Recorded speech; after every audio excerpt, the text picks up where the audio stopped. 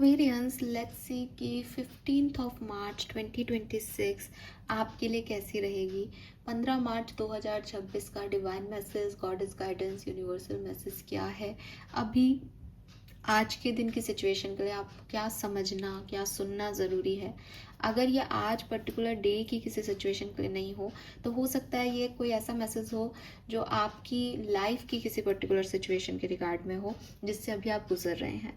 So let's see Aquarius की universe आज आपको क्या कहना चाहते हैं, अभी क्या जानने की ज़रूरत है, और यूनिवर्सल मैसेज, गॉडेस गाइडेंस आपके लिए क्या है।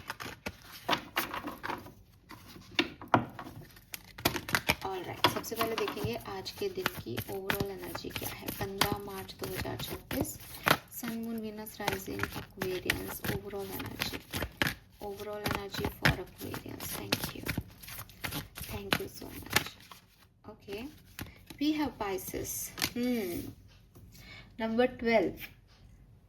सो जो सबसे पहले मुझे एनर्जी मिलती है वो ये कि कोई भी सिचुएशन जो आपको इमोशनल लेवल पे ट्रिगर कर रही है वो आज एंड हो सकती है। ठीक है, काफ़ी लोगों के लिए मुझे एक स्ट्रॉन्ग मैसेज आ रहा है कि ऐसी कोई सिचुएशन जो आपको इमोशनली ट्रिगर कर रही है वो एंड हो सकती है नाउ। क्योंकि ये एक एंड है, इसलिए यहाँ पे ये कहना मुश्किल है एक कार्ड से कि वो सिचुएशन एंड होके आपको अच्छी लग रही है या खराब, मतलब उसकी एंडिंग कैसी हो रही है।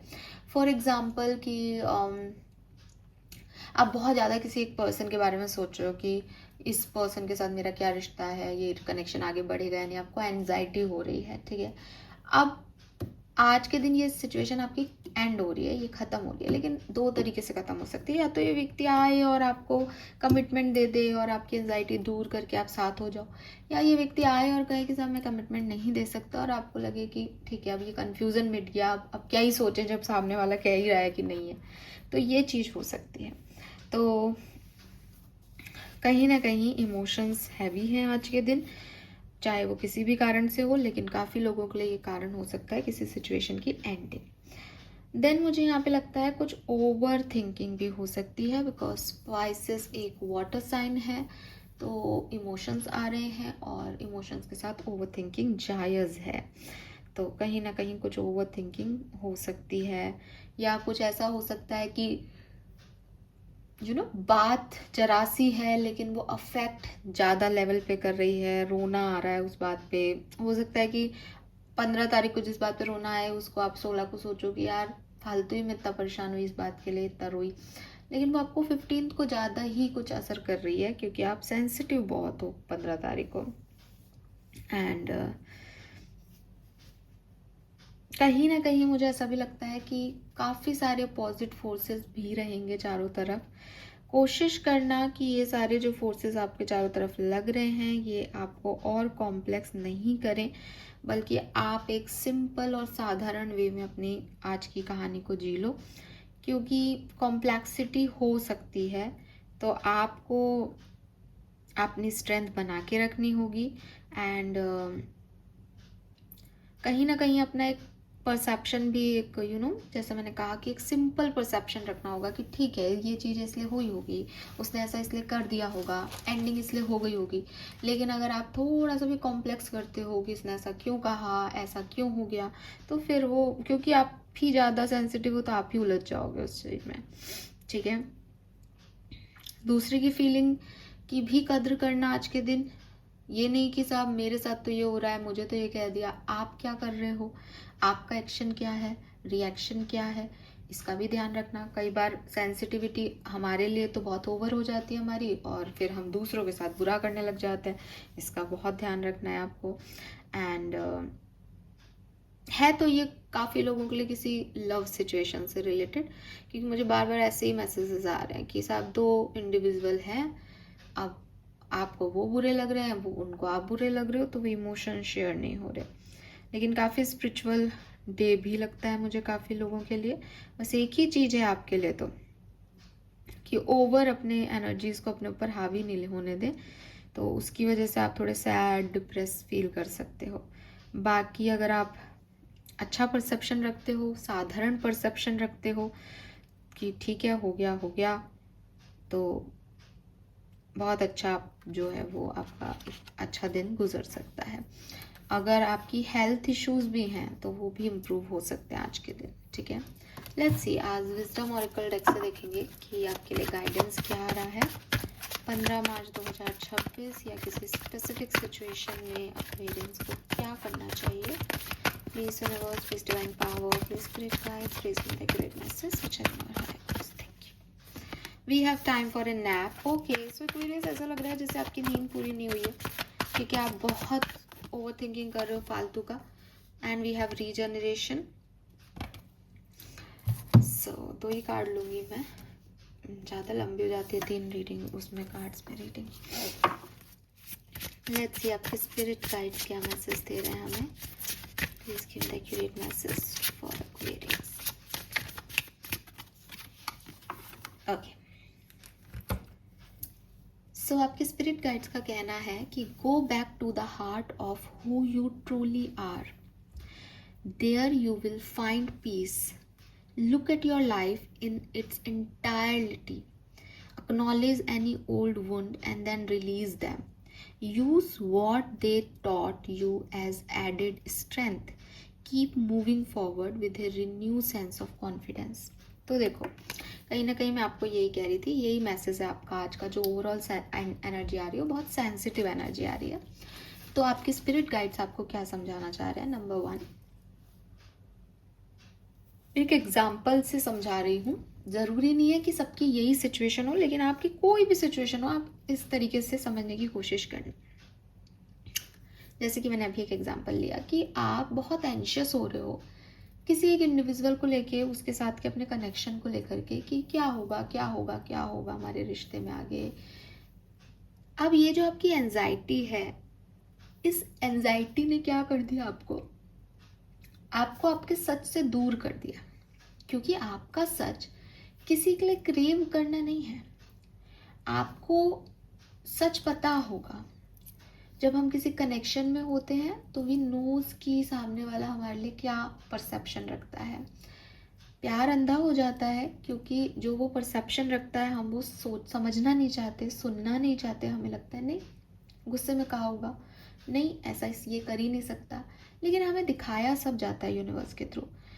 हम अगर थोड़ा सा भी शांत मन से सोचें तो हमें समझ आएगा कि अच्छा शायद ये इंटरेस्टेड नहीं है, या शायद ये नाटक कर रहा है, ये इंटरेस्टेड है, या ये झूठ बोल रही है, ये प्यार करती है, या ये सच कह रही है यार इसीलिए इग्नोर कर रही है वरना नहीं कर पाती। तो हमको पता होता है लेकिन हम उसको मानना नहीं चाहते। तो जब हम क्रेव करते हैं, जब हम एंशियस होते हैं, किसी को चाहते हैं कि साहब वो बात करे, या बातचीत भी हो रही है और हम चाहते हैं कि यार इस कनेक्शन का कुछ क्लियर हो ना मामला, मम्मी पापा मान जाए, हम शादी कर लें, तो हम सच से दूर भाग रहे होते हैं। हमने एक बुनियाद बना ली, हमने एक मेंटल एनर्जी सेट कर दी कि साहब मुझे तो आगे बढ़ना है ना इस कनेक्शन में। हम ये देखना ही नहीं चाहते कि यूनिवर्स का फ्लो क्या है कनेक्शन का। क्या वो कनेक्शन भी आगे बढ़ना चाह रहा है? क्या यूनिवर्स भी हमारा सपोर्ट सिस्टम है? अगर है तब तो इस सिचुएशन को कोई खराब कर ही नहीं सकता, है ना। कि भाई आप तो सोच रहे हो कि यार ख़त्म हो कहानी, लेकिन बार बार आप साथ आ रहे हो, सपोर्ट सिस्टम मिल रहा है, यूनिवर्स भी एक दूसरे के जो है अच्छाइयाँ बता रहे हैं आपको, बार बार दिखा रहे हैं देखो कितना अच्छा है, देखो कितनी अच्छी है। तो ये तो फ्लो हो गया। तो इस चीज़ को ऐसे समझे, अगर यूनिवर्स सपोर्ट नहीं कर रहे हैं तो आप लंबे समय से जो है वो एक पेंडिंग कर्मा लेके चल रहे हो कि नहीं साहब एक दिन उसका कॉल आएगा, एक दिन सब ठीक होगा, एक दिन मुझे कमिटमेंट मिलेगा। अब ये एक दिन में आपने सच भुला दिए अपने। स्पिरिट गाइड्स आपको यही कह रहे हैं कि अपने सच को ढूंढो, अपने सच तक वापस जाओ, लौटो जरा पीछे। और ये सच दोनों ही हो सकते हैं। या तो आप एक ऐसी जर्नी पे निकल गए हो कि नहीं नहीं मुझे नहीं चाहिए, मुझे नहीं करना, मैं ठीक हूँ, लेकिन आप पीछे मुड़ के देखोगे तो आप महसूस करोगे कि नहीं आप पहले ज़्यादा ठीक थे, अब आप नहीं हो ठीक। या फिर इसका उल्टा भी हो सकता है कि सब आप कह रहे हो कि मुझे तो यही चाहिए, मैं तो इसके साथ ही ठीक होऊंगा, लेकिन आप इसके साथ ठीक नहीं हो। आपको ये डिस्टर्बिंग एनर्जी दे रहा है। आप पीछे मुड़ के देखो, आप अच्छे इंसान थे, पहले नॉर्मल थे, सब कुछ नॉर्मल था। तो पीछे मुड़ के ज़रूर देखो कि आपकी सच्चाइयाँ क्या हैं, पहली चीज़। दूसरा मैसेज आपके लिए ये है कि अगर कोई पुराने घाव हैं,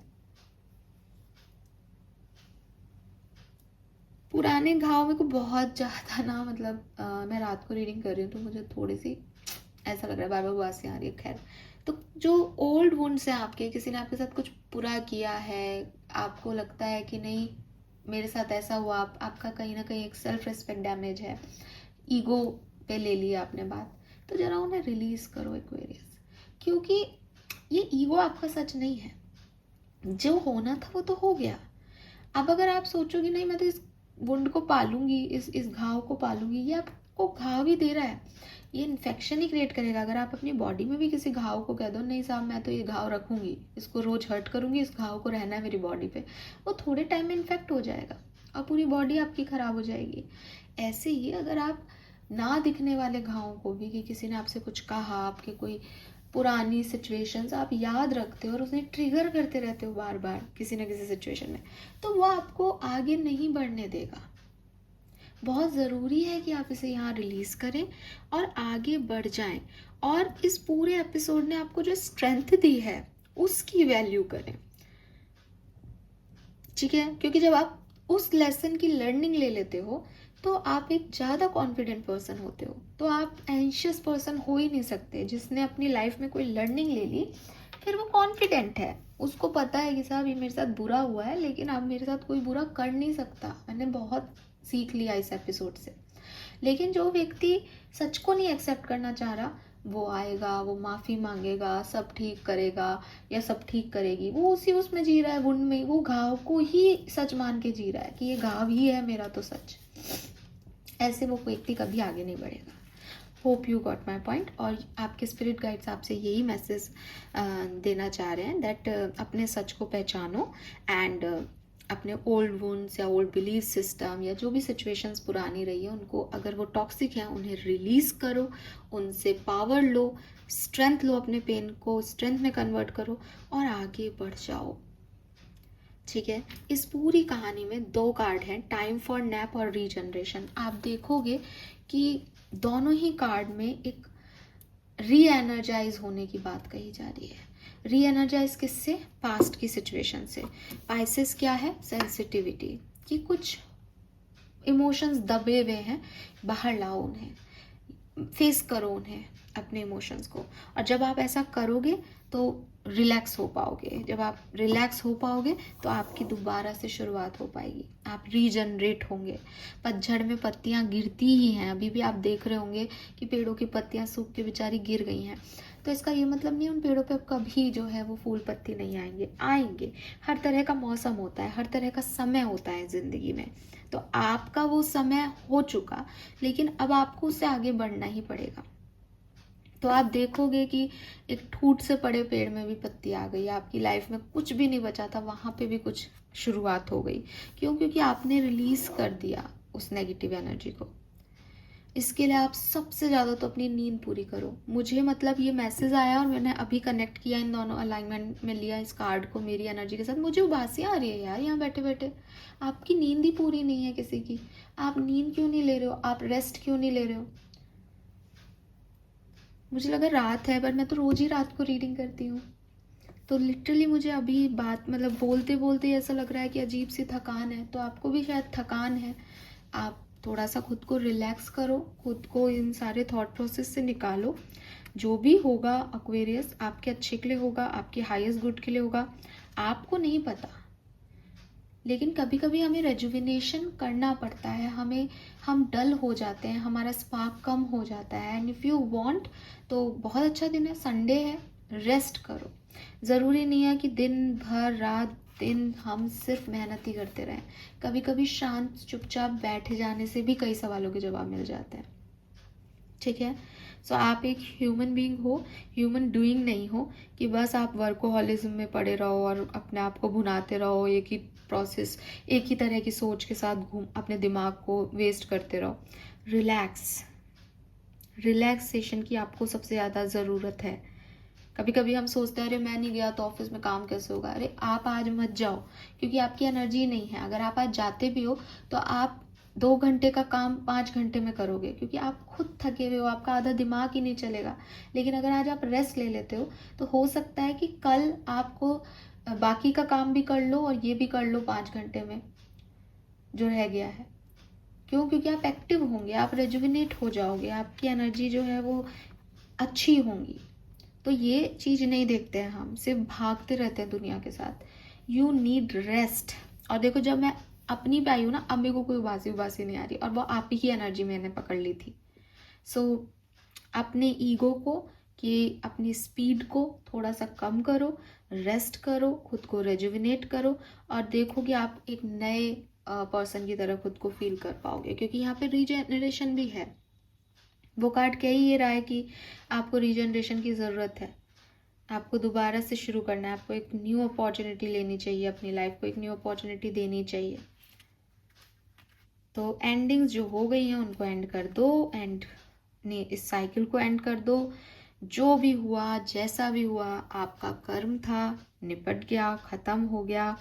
there is no need to struggle, there is no need to for grief, कि आप डिप्रेशन में जाएं, ग्रीफ पालें। लेट इट गो, और बस अपनी नई शुरुआत पे फोकस करो। और नई शुरुआत से पहले एक ब्रेक ले लो कि साहब मैं अब दोबारा से शुरू कर रही हूँ अपनी ज़िंदगी को, तो मुझे एक ब्रेक चाहिए थोड़ा सा। That's it, fine. So this is all for you. Colour of the day is yellow colour, बिल्कुल गोल्डन येलो। नंबर्स की बात करूँ तो 3 और 4 की एनर्जी है ही यहाँ पे सिग्निफिकेंट। इसके अलावा यहाँ पे 24 से 6 है, 12 से अगेन 3 है, या नंबर 12 सिग्निफिकेंट हो सकता है, एंड 46 से यहाँ 1 और 10 है, और मुझे लगता है यहाँ 2 नंबर भी है। 4, 6, 2, 1, 3 ये नंबर सिग्निफिकेंट है, ठीक है। This is all for you. I hope ये आपसे रेजोनेट होगा। थैंक यू सो मच मुझे सुनने के लिए। चैनल को लाइक और सब्सक्राइब कीजिएगा। बाय।